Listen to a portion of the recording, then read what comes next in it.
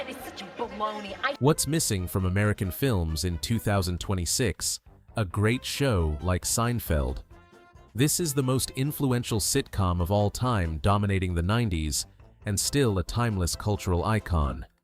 But did you know even the biggest Seinfeld fans still don't know all the secrets behind the show? From the bold rejection of NBC's $110 million offer to the genius ending that critics missed. In this video, you'll discover quirky facts few people know, surprise decisions, and behind-the-scenes moments that Seinfeld kept hidden. If you think you know everything about Seinfeld, think again.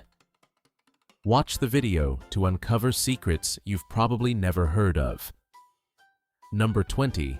Seinfeld was never pitched with the show about nothing. Line: if you think Seinfeld was always pitched as a show about nothing, congratulations. That's one of the biggest misconceptions about this show. Even though that phrase became legendary, Jerry Seinfeld admitted that the show about nothing was just a joke that came later, something the audience and media attached to the show for its humor and catchiness. It wasn't how Seinfeld was pitched to NBC at the start. This is even more interesting when you consider the very nature of Seinfeld, a show about the meaningless situations in life where the most mundane things were blown up into comedy. And then those small details helped create one of the biggest icons in TV history. That joke about the show about nothing became an official definition that Seinfeld never actively created but became so strongly associated with.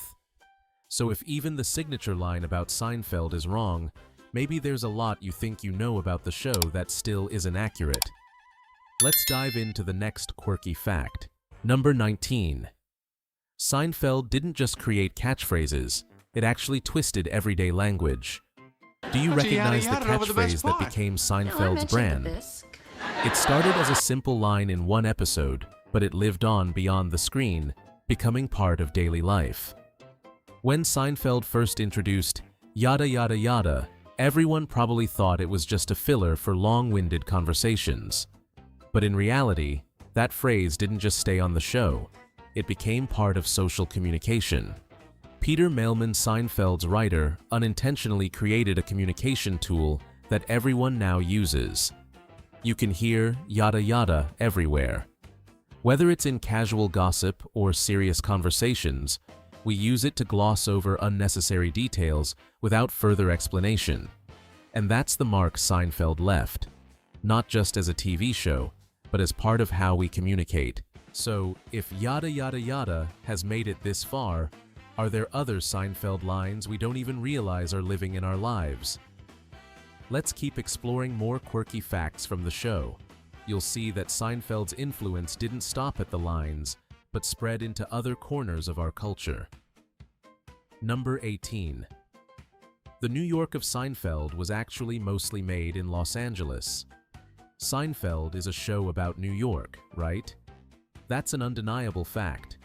But if you think the scenes in this show were actually filmed in New York, you're way off.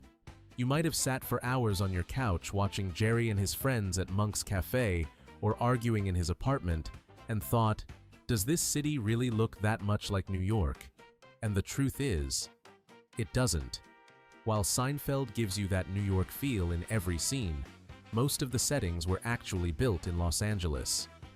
From Monk's Cafe, not anywhere in New York, to those signature streets, they were all filmed at CBS Studio Center in Los Angeles. If you've ever been to Los Angeles, you know that place doesn't look anything like New York. But here's the cool thing about this fake New York setup. The show still made us feel like we were in New York without ever filming there. That's only possible because of the massive production scale, with over 1,380 sets over 9 seasons. To keep all those sets alive, the production crew had to move to bigger stages as more sets were added. These details show that Seinfeld wasn't just a small sitcom, it was a huge TV machine that cleverly created a New York in the heart of Los Angeles. So the next time you watch Seinfeld, remember, it's all a production magic trick. You'll be even more surprised when you find out one of the main characters thought the show wouldn't last long. You might be shocked by the reason why. Number 17. Jason Alexander thought Seinfeld was too good to last on TV.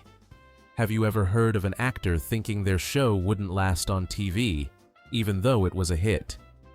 That's exactly what Jason Alexander, who played George Costanza, thought about Seinfeld right from the start. When he joined the show, Jason couldn't help but notice the huge difference in the script.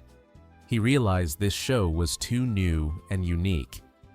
The storytelling didn't follow the typical sitcom formula, and that made him worry everything's too special.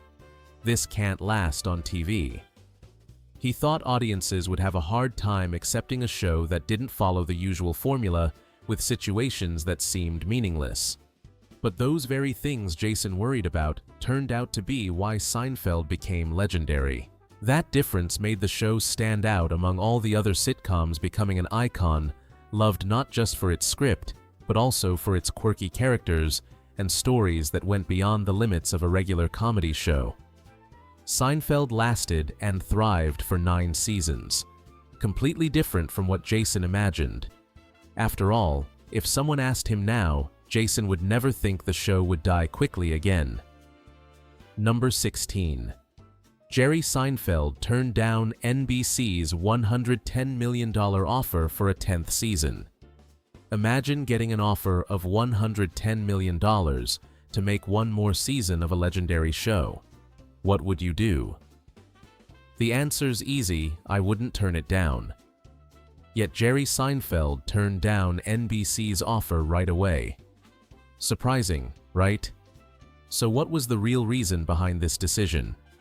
Even though Seinfeld was at its peak, and Jerry could have made millions more, he didn't continue the show for the money.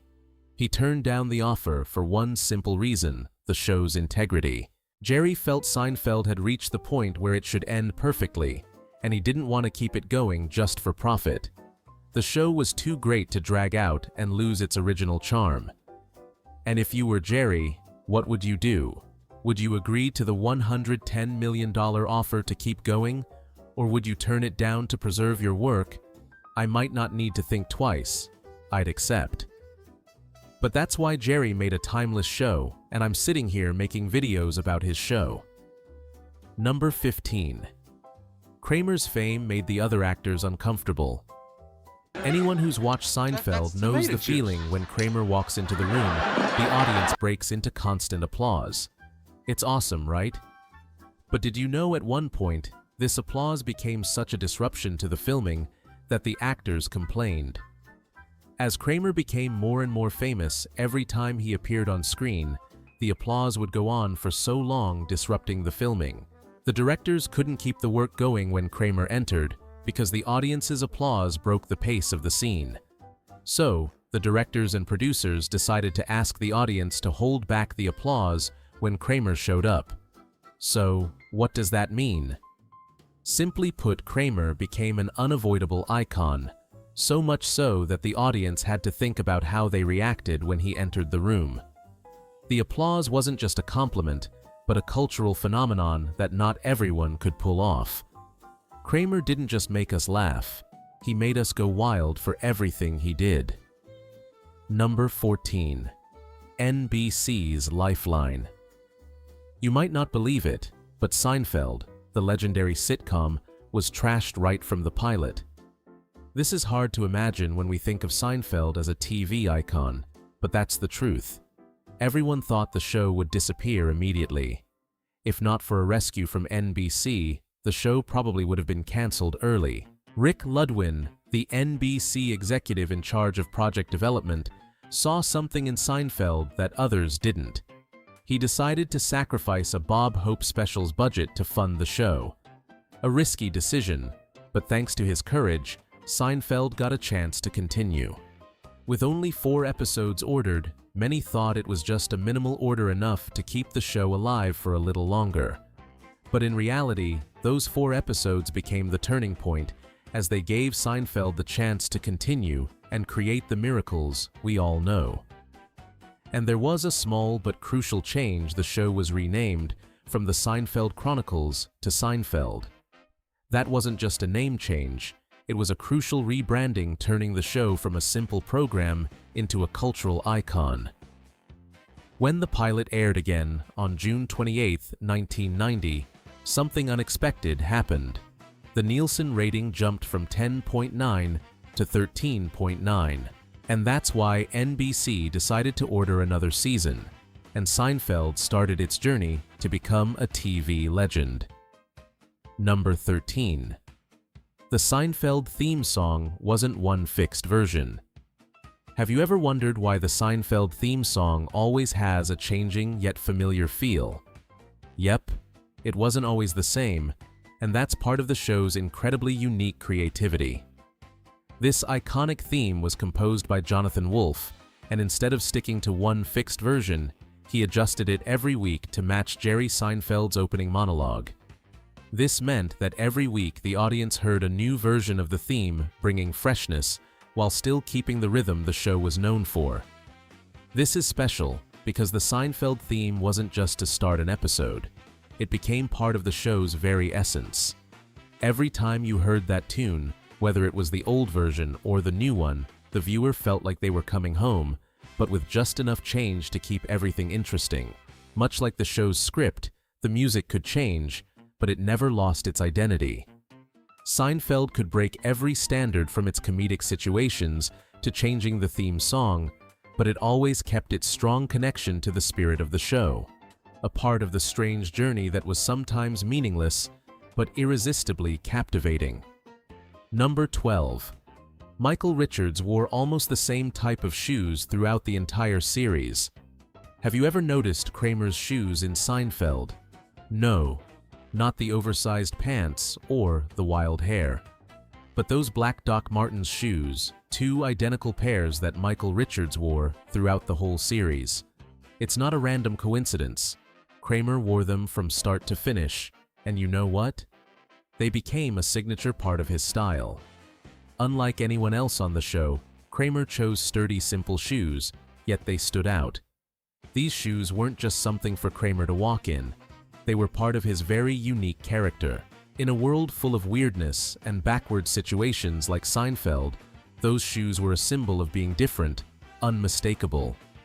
So now, when you watch Seinfeld, try to notice how many times those shoes appear. And trust me, once you spot them, you'll never look at Kramer or his shoes the same way again. Number 11. George Costanza is tied to a real person named Michael Costanza, who sued the creative team for $100 million. Here's a strange lawsuit involving Seinfeld and a name that sounds familiar: Michael Costanza. This guy sued the creative team of the show because the character George Costanza looked too much like him. And the odd part is, Michael Costanza sued for $100 million in damages. Michael felt that Seinfeld copied too much from his life, but the show's producers insisted that George was primarily based on Larry David, not him. Hard to believe, right? A real person feels exploited just because he resembles a fictional character. A real person suing because he looks like a character on TV. That's one of the strangest stories Seinfeld ever created. All we can do is laugh and wonder if Michael Costanza finds it funnier than he does angry. Maybe the lawsuit didn't succeed, but it's proof that Seinfeld wasn't just a comedy show. It could also spark major controversy. So you've explored the first 10 facts about Seinfeld, but that's only half the journey. Don't forget to like the video and keep discovering more quirky secrets you've never heard of. Number 10. The contest was inspired by a real competition between Larry David and a friend. Do you remember the episode, The Contest in Seinfeld, where all 4 main characters participate in a bizarre competition? Did you know that the story behind that episode was actually inspired by a real contest between Larry David and a friend of his? The real-life contest lasted about 2 or 3 days, and if you think that such a simple idea turned into an amazing script, that's the creative power of Larry David. What makes Seinfeld special is its simplicity. Situations that seem quirky, but are so relatable to real life. This contest wasn't a crazy health or physical challenge. It was just a game testing human endurance. Who could last the longest without breaking a rule? That's it. And from that little idea, Larry David created an incredibly funny and creative episode. Seinfeld turned a normal contest into one of the most beloved episodes, and now it's become an essential part of viewers' memories. Number 9. There was a script called The Bet that was scrapped. You may not know this, but one of the most interesting Seinfeld episodes was canceled just before it aired. This episode was called The Bet, and its plot centered around Elaine buying a gun. Sounds pretty intense, right? The interesting thing is that this episode was nearly done with production. It had gone through casting, set construction, and even rehearsals. Everything was ready to go, but the producers decided to scrap it at the last minute. Why?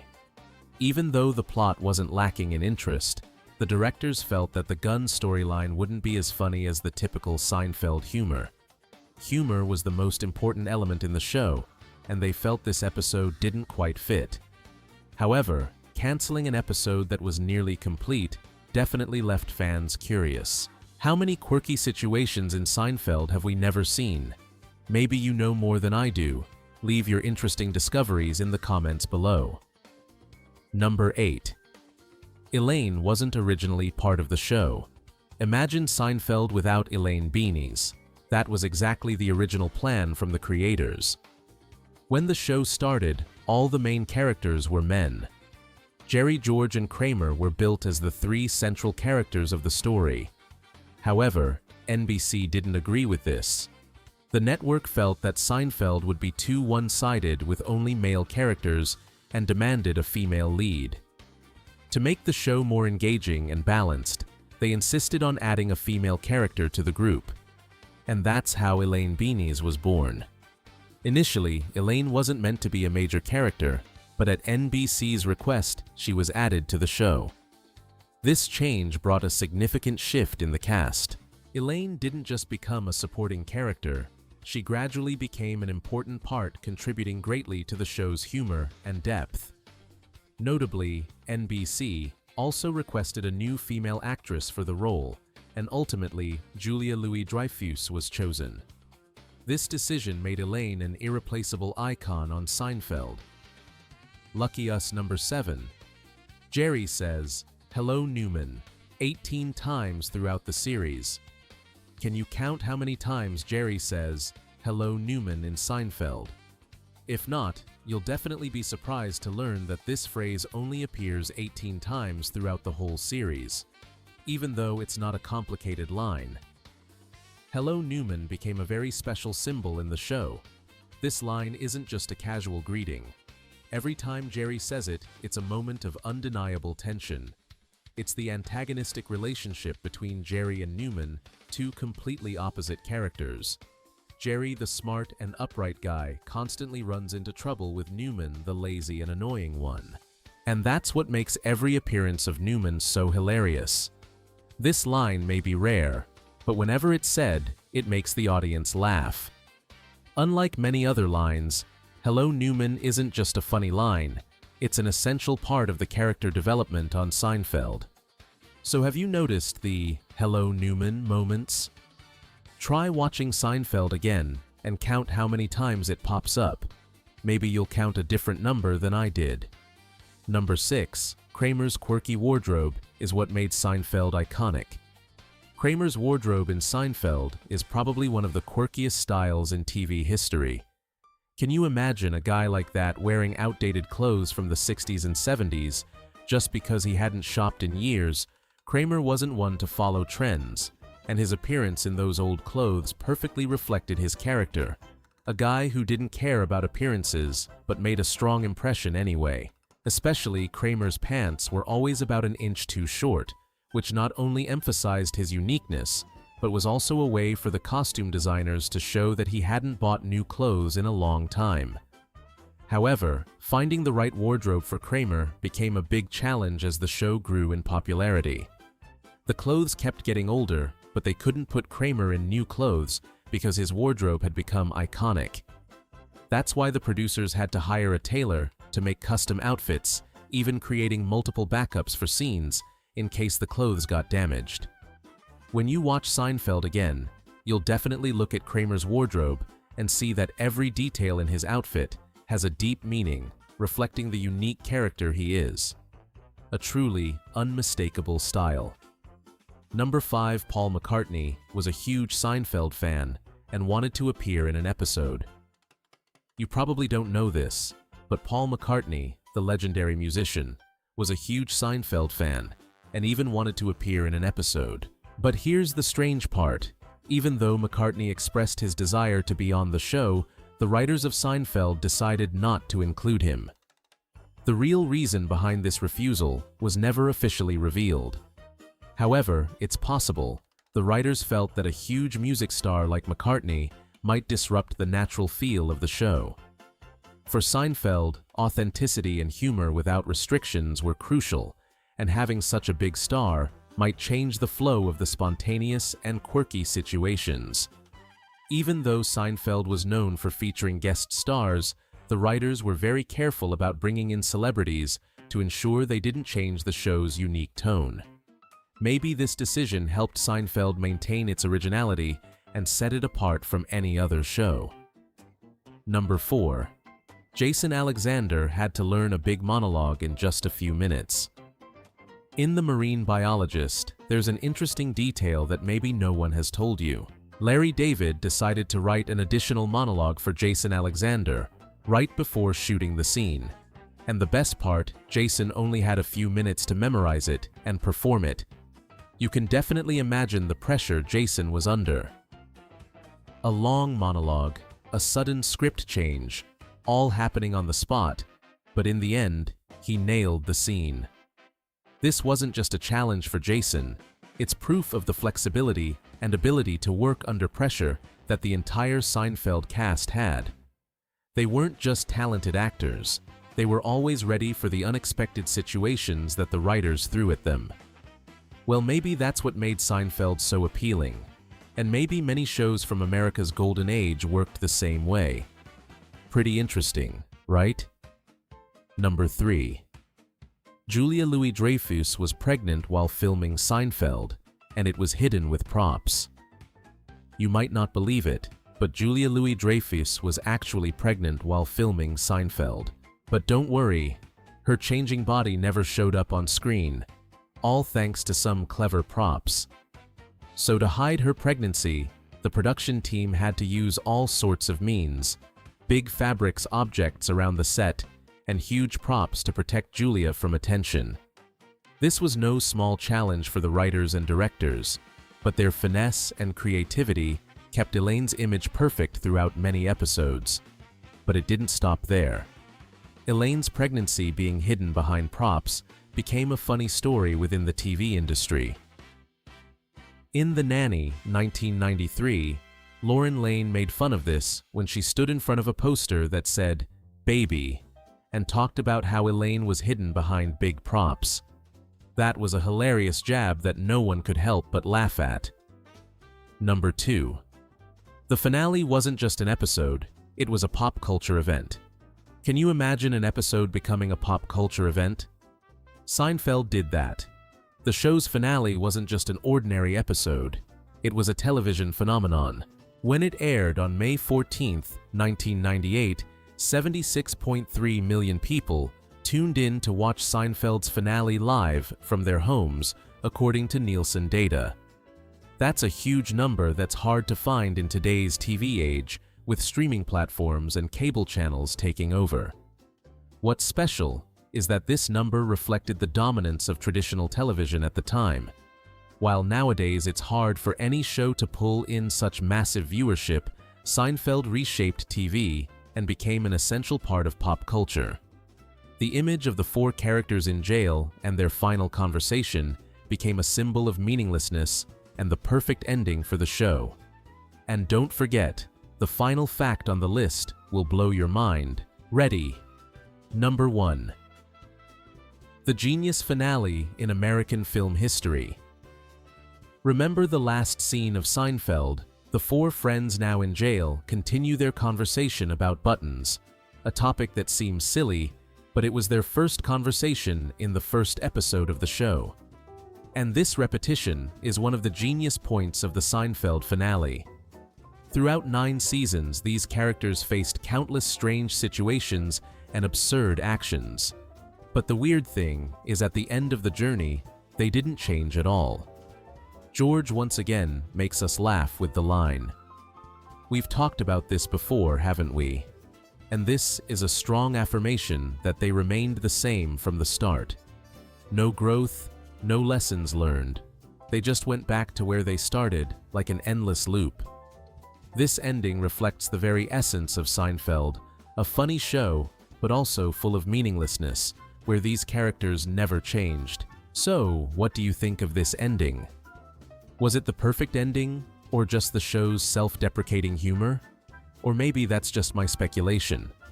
I'd love to hear your opinions from fellow Seinfeld fans and those who share a love for America's golden age of film. Share your thoughts below. So, we've explored the quirkiest and most interesting facts about Seinfeld. But before you go, let's try a creative challenge right now. If you were a writer for Seinfeld, how would you write the ending?